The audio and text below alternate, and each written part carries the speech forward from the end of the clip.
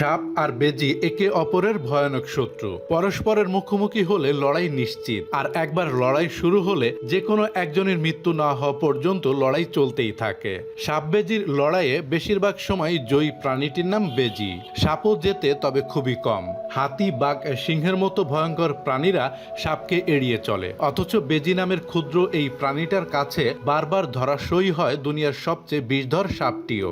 একটা কথা প্রচলিত আছে, বেজির নাকি সাপের বিষে কিছুই হয় না। কথাটা পুরোপুরি সত্য নয়। অল্প বিষে বেজির তেমন কিছুই হয় না, কেননা এদের শরীরে এক ধরনের গ্লাইকোপ্রোটিন থাকে, যা সামান্য পরিমাণ সাপের বিষকে নিষ্ক্রিয় করে ফেলতে পারে। তবে যথেষ্ট পরিমাণ বিষ যদি সাপ বেজির শরীরে পুশ করে দিতে পারে, তবে মৃত্যু অবধারিত। এই বিষই সাপের মূল শক্তির জায়গা। একবার ভালো মতো বিষ ঢেলে দিতে পারলেই লড়াই খতম, কিন্তু সেটা সাধারণত হয় না।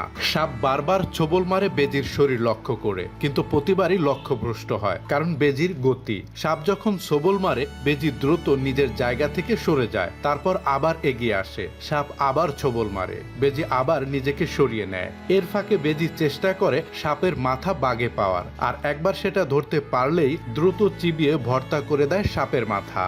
যদি সাপের মাথার সময় মতো বাগে নাও পায়, তবু বেজির বিচলিত হওয়ার কিছুই নেই। সাপকে উত্ত্যক্ত করে বেজি, যাতে সাপ বারবার আক্রমণ করে বেজিকে। বেজি প্রতিবার সরে গিয়ে নিজেকে বাঁচায়। একসময় সাপ ক্লান্ত হয়ে পড়ে, তখন বেজি পাল্টা আক্রমণ করে সাপের মাথা কামড়ে চূর্ণ বিচূর্ণ করে ফেলে। কখনো যদি সাপ বেজির গায়ে ছোবলও দিতে পারে, তবু বেজিকে মারার মতো যথেষ্ট বিষ ঢালতে পারে না, কারণ বেজির ঘন ও পিচ্ছিল লোমের কারণে সাপ ঠিকমতো দাঁত বসাতে পারে না। তারপরও বেজি যে একেবারে মরে না তাও নয়, কখনো সাপ ভালো মতোই বিষ দাঁত বসিয়ে দিতে পারে, তখনই কেবল বেজি মারা পড়ে। বেজি সাপকে মেরে খেয়ে ফেলে, তখন সাপের বিষ গ্রন্থি বেজির পেটে চলে যায়, কিংবা সাপের মাথা চিবুতে গিয়ে বিষ গ্রন্থি নষ্ট হয়ে বেজির পেটে সাপের বিষ চলে যেতে পারে। তাহলে তো বেজির মরে যাওয়ার কথা। সাপ তখনই বেজিকে মারতে পারে যখন বিষ সরাসরি বেজির রক্তে ঢুকিয়ে দিতে পারে, তা না হলে বেজি মরবে না, কারণ বেজির পাকস্থলী সাপের বিষ হজম করে ফেলতে পারে।